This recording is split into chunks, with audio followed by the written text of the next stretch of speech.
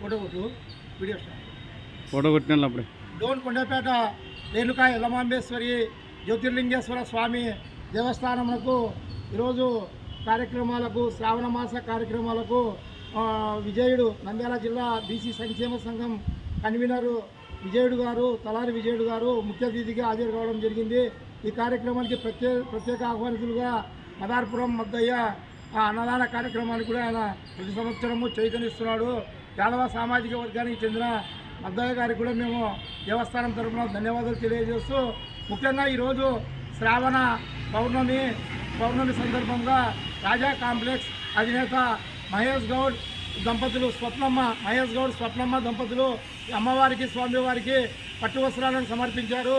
ఈ కార్యక్రమానికి ప్రత్యేక ఆహ్వానితులుగా మాజీ కౌన్సిలరు ప్రస్తుత 14వ ward councillor T E Dinesh Goud వాళ్ళ తల్లి లక్ష్మీదేవమ్మ గారు అమ్మవారి దేవాలయ గోపుర నిర్మాణం కొరకు 50,000 రూపాయలు విరాళం కూడా అందించడం జరిగింది. గత సంవత్సరం కంటే ఈ సంవత్సరము జిల్లా నలుమూల నుంచి గ్రామీణ ప్రాంతాల నుంచి అమ్మవారి కార్యక్రమానికి పెద్ద ఎత్తున భక్తులు హాజరవుతున్నారు. ప్రతి శ్రావణ మంగళవారము, సోమవారము, శనివారాలు కూడా అన్నప్రసాద కార్యక్రమాలు కూడా ఉన్నాయి. అదేవిధంగా ప్రతి సంవత్సరం కంటే ఈ సంవత్సరము అత్యధికంగా అమ్మవారికి భక్తులు వచ్చి తమ కోరికలను నెరవేర్చుకుంటూ ఉన్నారు. అందులో భాగంగా అదేవిధంగా డోన్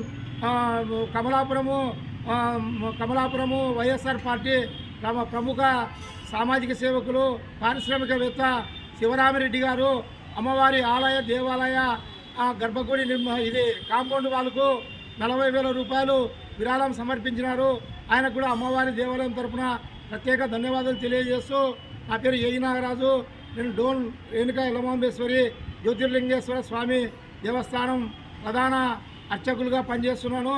రేపు 2026వ సంవత్సరము అమ్మవారి ఉత్సవ కార్యక్రమానికి ఆంధ్రప్రదేశ్ రాష్ట్ర చెక్కభజన అధ్యక్షులు రాంపల్లి శ్రీను గారు కూడా తన వంతు చెక్కభజన కార్యక్రమాన్ని తన శిష్యుల ద్వారా తక్కువకు అందజేస్తానని చెప్పి తెలియజేసినారు.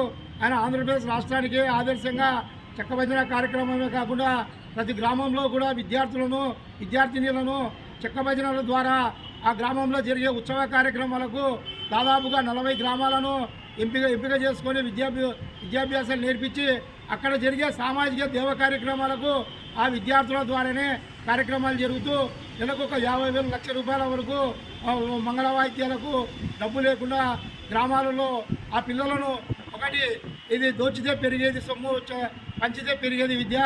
రాంపల్లి శ్రీను గారు కొద్ది రోజుల తర్వాత లేకపోయినా కూడా ఆయన నేర్పించిన విద్యార్థులు ఆ గ్రామాల్లో దేవతల మూర్తుల పాటలను ఎంతో రసవత్తంగా ఇంటూ దైవ కార్యక్రమాలకు అందిస్తున్నందుకు రాంపల్లి శ్రీను గారికి కూడా ప్రభుత్వము ఆయన గుర్తించాలి, రంగస్థల కళాకారులుగా గుర్తించి తగిన ప్రోత్సాహాలు అందించాలి.